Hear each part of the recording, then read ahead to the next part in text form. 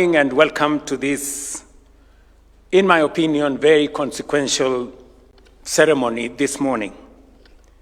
There are moments in the life of a nation when history is recorded not in years, but in months. In March this year, Kenya changed how it will finance its development to build the assets of the future through the National Infrastructure Fund that we brought into force. Today, Kenya changes again how it will preserve its wealth and its future. Today, we enshrine in law the institution that will ensure that the prosperity of those assets we create endures for generations, and that is the National Sovereign Wealth Fund. Let me state the principle plainly, because everything I say after this flows from it. If the National Infrastructure Fund builds the assets that grow our nation, the Sovereign Wealth Fund preserves and multiplies the wealth the assets create. I know there was a question asked to the panelists. I must congratulate all the panelists who spoke here for their candor in explaining to us from their perspective, from the private sector perspective, what they see in what we are doing as government. And the question was, we have the National Infrastructure Fund, now we have the Sovereign Wealth Fund. What is the difference and what is the connection? In my very simple understanding, the National Infrastructure Fund builds our present. You know very well that we have many projects, critical infrastructure that we are desirous of building as a nation. But on the other hand, we have limited resources on how to deliver on these very critical infrastructure projects. The National Infrastructure Fund creates the bridge between the infrastructure projects that we need for our growth and the resources that will unlock the capital for us to implement these projects. I will give you an example.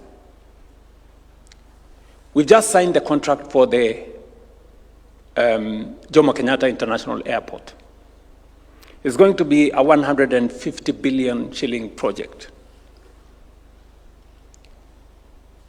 We cannot build that project using our budget because it's heavy. So we will not borrow and we will not add additional taxes.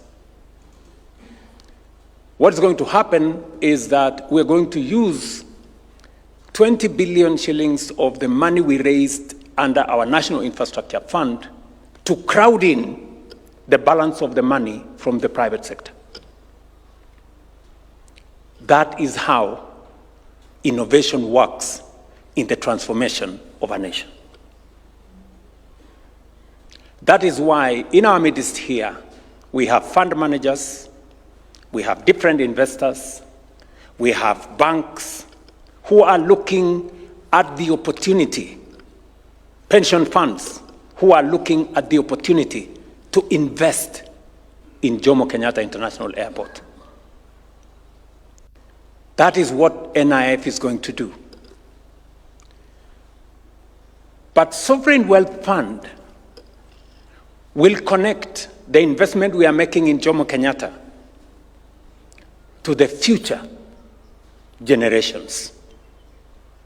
Because apart from benefiting from resources that will come from our natural resources in oil and minerals, we will also be investing profits that come from investment in our very critical infrastructure like Jomo Kenyatta in the Sovereign Wealth Fund, so that Lynn here and Ronnie and the young ones that came to witness this signing can have a portion of the investments we are making today for their future.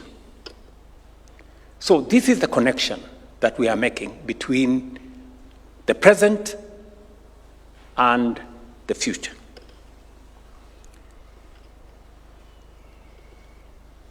These are not isolated milestones. They are successive chapters in the deliberate transformation of our republic. Over the past 3 years, the bottom-up economic transformation agenda has restored stability, rebuilt confidence, strengthened our economy, and laid the foundations for sustained inclusive growth. With those foundations in place, we now transform how Kenya finances development, mobilizing domestic savings and private capital to build the assets of the future. But financing development is only half the journey. Today we ask a different question. What do we do with the wealth, the assets we are building today, and the natural resources we are unlocking today? What are we doing about the future? Do we use it all in our lifetime?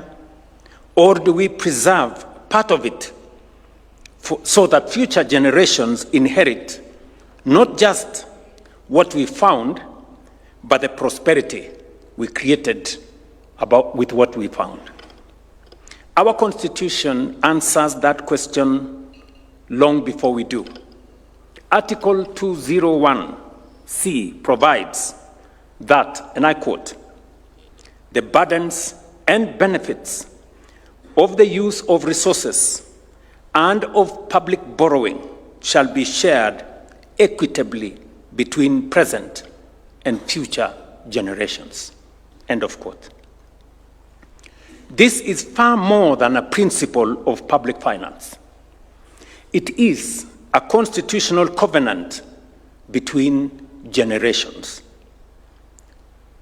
Today, through the Sovereign Wealth Fund, we give practical effect to that constitutional promise in front of our children.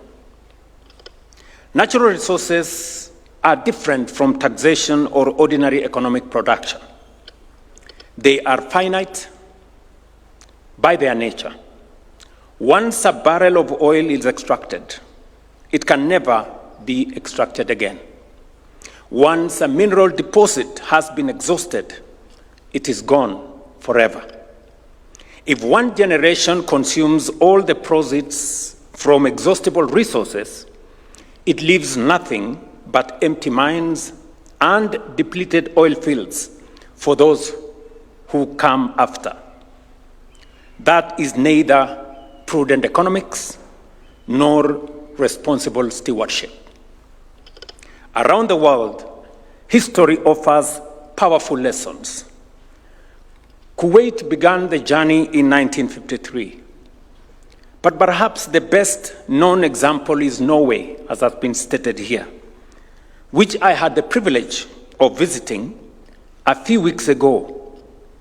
And I sat across the table with a minister who was present 30 years ago when they started their Sovereign Wealth Fund.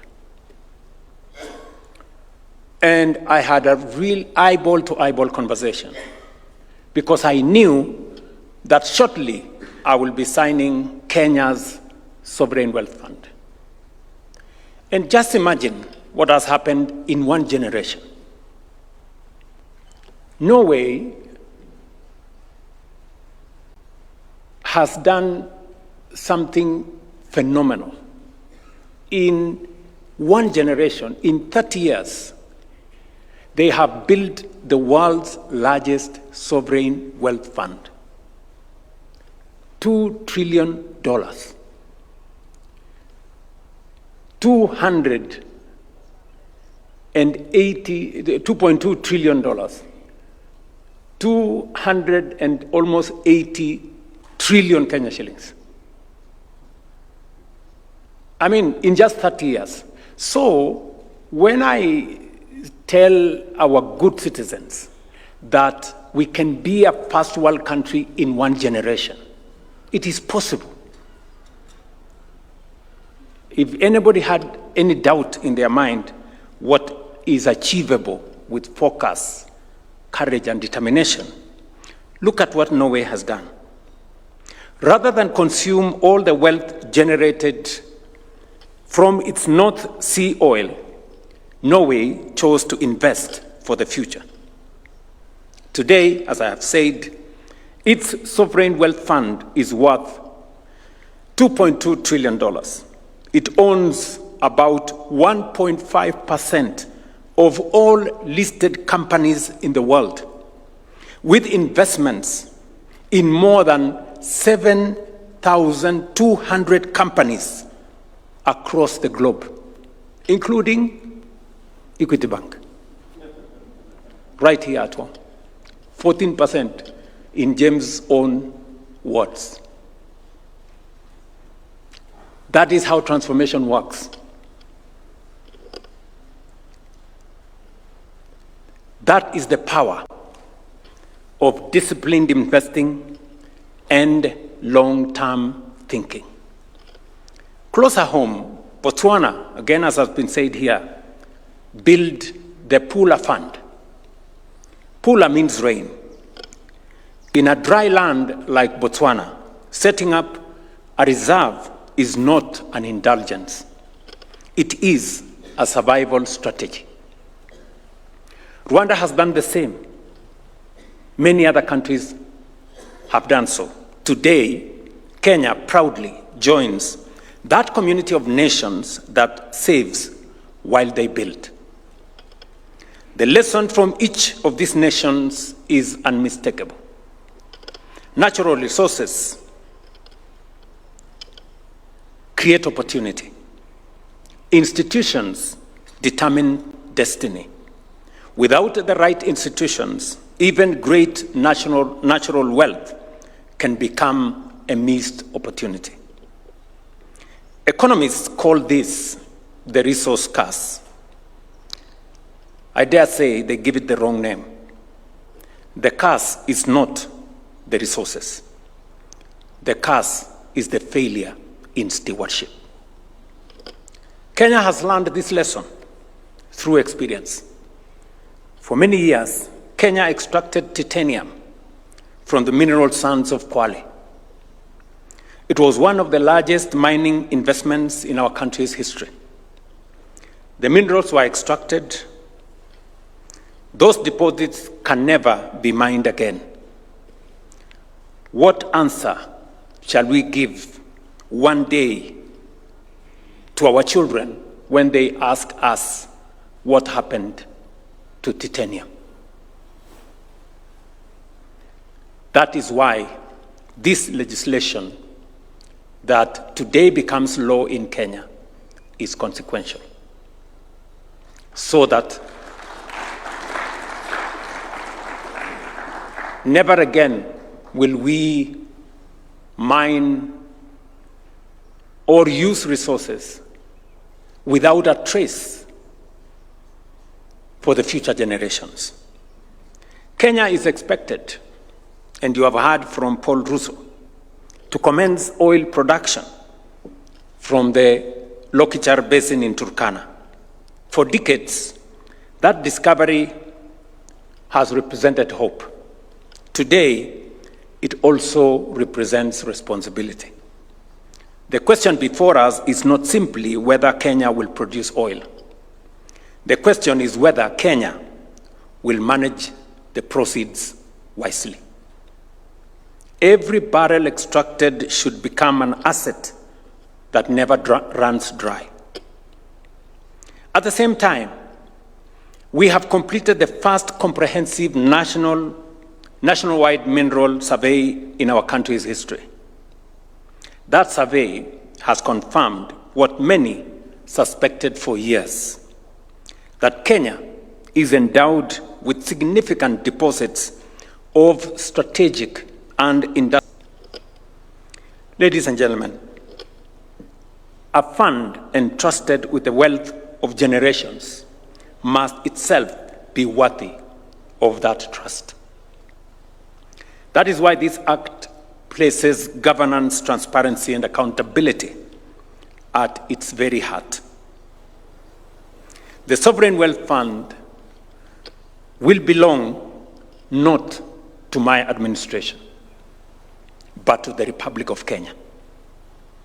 It will be managed according to the law, our Constitution, and the enduring interests of the Kenyan people.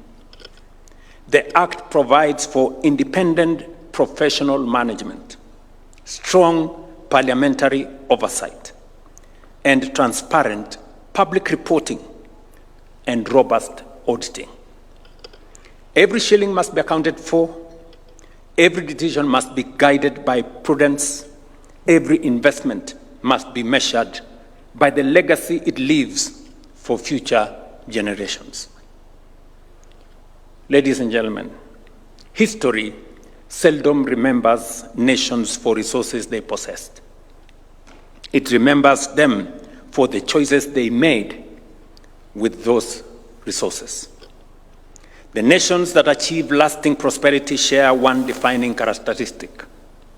They think beyond the present. They plan in decades, not election cycles. They build institutions that endure across administrations and across generations.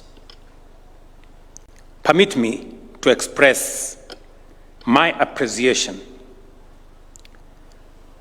that today Kenya chooses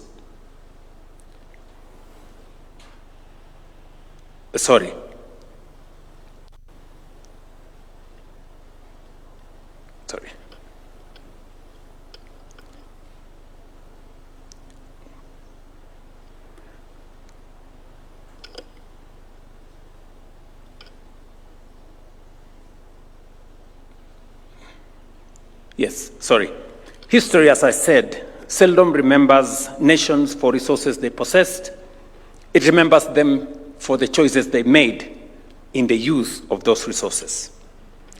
The nations that achieve lasting prosperity share one defining characteristic. They think beyond the present, they plan in decades, not in election cycles, and they build institutions that endure beyond administrations and across generations. Permit me to express my appreciation to the National Assembly and the Senate for the diligence, patriotism, and sense of national purpose with which they have passed this legislation.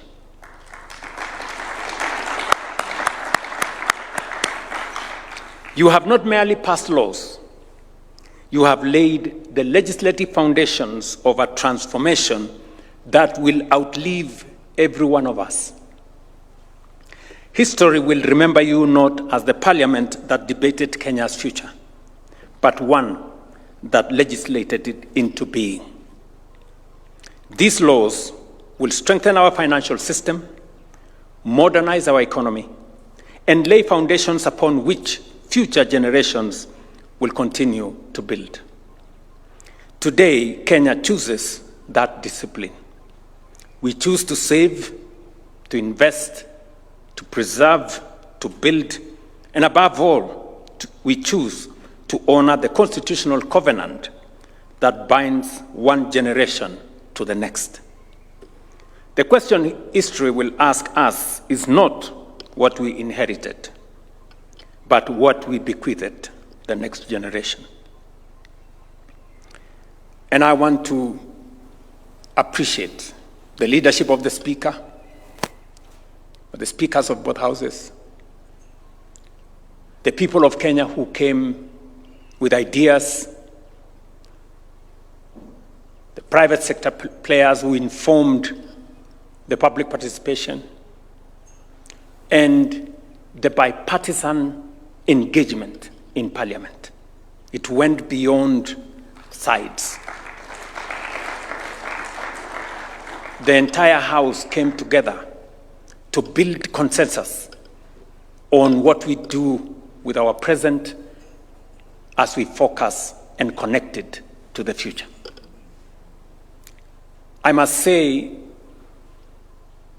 I appreciate Parliament's role in the last 3 years. The Speaker has said here very ably what we have managed to achieve in the space around our economy and the transformation that we have undertaken from the housing fund through the social health insurance fund to the primary health fund to the emergency fund to all the other transformational legislation from government-owned enterprises, Privatization Act, National Infrastructure Fund, now Sovereign Wealth Fund, and all the other pieces of legislation that have been undertaken by Parliament. Every proposal we have taken to Parliament has been subjected to the people's views in public participation, to parliamentary debate, and strengthened in the process. And we can proudly say today, while 3 years ago we were staring at a default, while 3 years ago I sat in room 6 here with my very able team, to which I am very grateful to them. And we had dollar reserves of just 2.5 months of import cover, about $5.7 billion. Today, Tuga is sitting in our midst here, our governor. Our foreign exchange reserves is going now to maybe 7 months of import cover.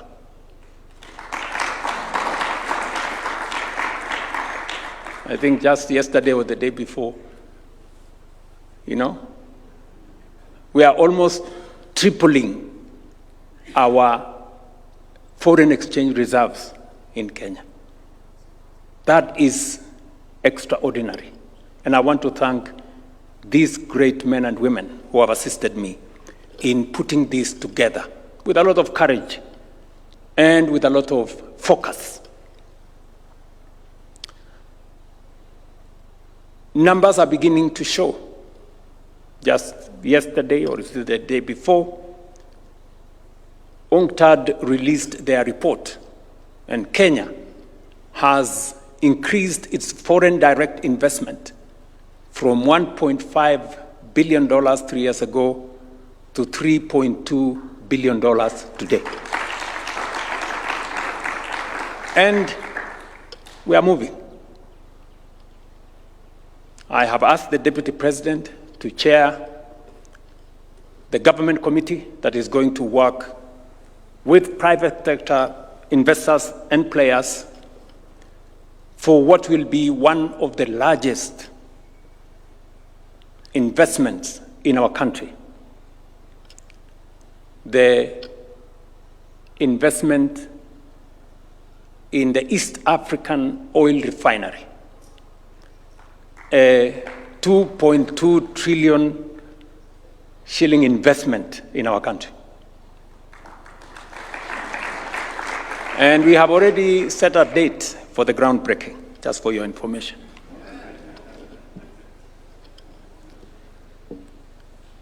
So, we are taking steps in making sure that we take our country. When we say we are moving this country to a first world status, we want to match our commitment with our actions.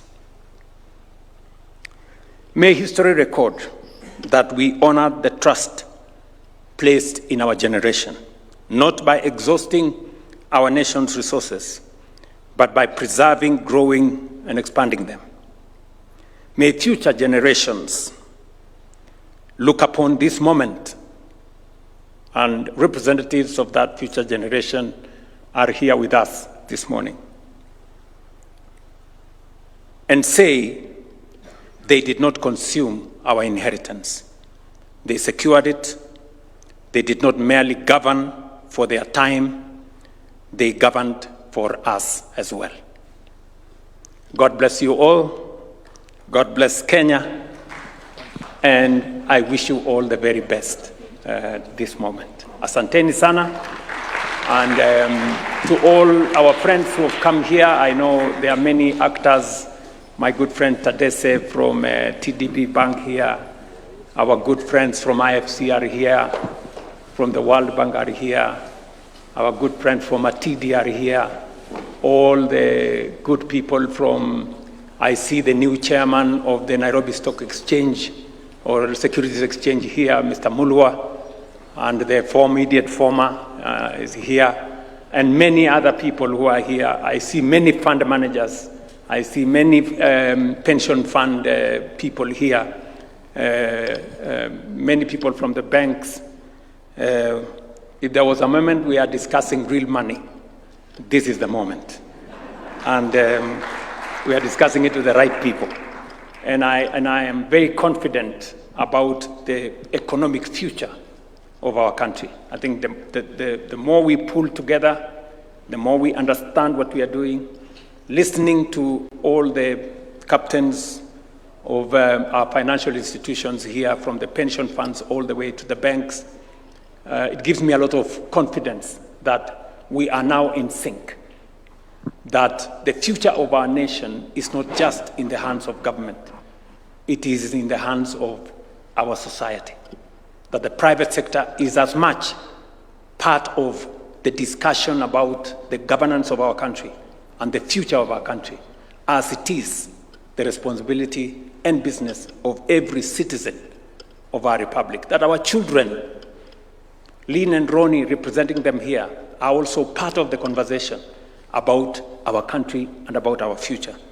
It's a very proud moment for me as we take these steps, consequential, historic steps of taking our country to the next level. I see people from the insurance industry and all the other players, and when I listen to what they are saying, deepening the financial markets. I have been to the Nairobi Securities Exchange 5 times, not because I have no work to do. I have been there intentionally to give confidence that we believe in the capital markets as a source, as an alternative source of capital for us to transform our country. I must commend the capital markets. They have helped us fund Talanta Raila Odinga Stadium. They are helping us fund Bomas of Kenya. The creative, and innovative structuring of opportunities for us to be able to undertake some of our very consequential infrastructure projects, from Rironi Mau Summit to all the other programs, has been a partnership between government and the private sector. And I want to commend the private sector for stepping forward, being as courageous as us. Because in the past, the private sector were very shy. Today, we have very bold people. And I want to commend you. I don't take your participation, your partnership for granted. It is making a difference in our country. And this is the kind of collaboration and partnership between private sector actors, banks, pension funds, capital markets, investors, coming together so that we can build a nation. Listen, often the public is stranded with big projects, that require funding. And the private sector, on the other side, is always stranded with a lot of money, not knowing where to invest. I am happy that we are now building the ecosystem that enables private sector resources to fund public assets in a win-win outcome. That ecosystem is what is going to make a difference in our country. It is innovative. It builds on all our strengths. What the government can do best, let government do. What the private sector can do best, the private sector should.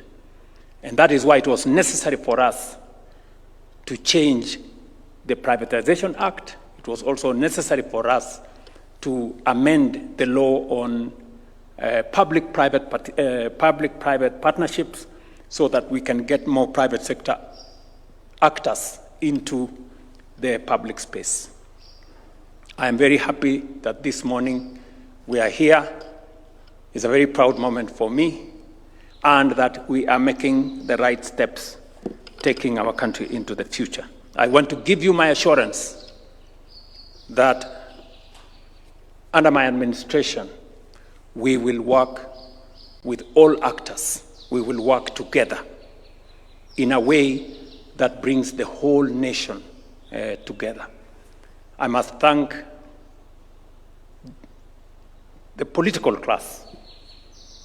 I want to commend the Honorable Uhuru Odinga, now the leader of ODM, for coming together under the broad-based arrangement. Today, John Mbadi is providing leadership that has never been witnessed. I can confirm to you, John, that when I write my book, you will have ample space on what you and me have discussed, and your team at the Treasury, of course, including all the other actors that have taken this to the future. I also must commend the Leader of Majority, who is here, and our members in Parliament, members of the Finance Committee, all the members.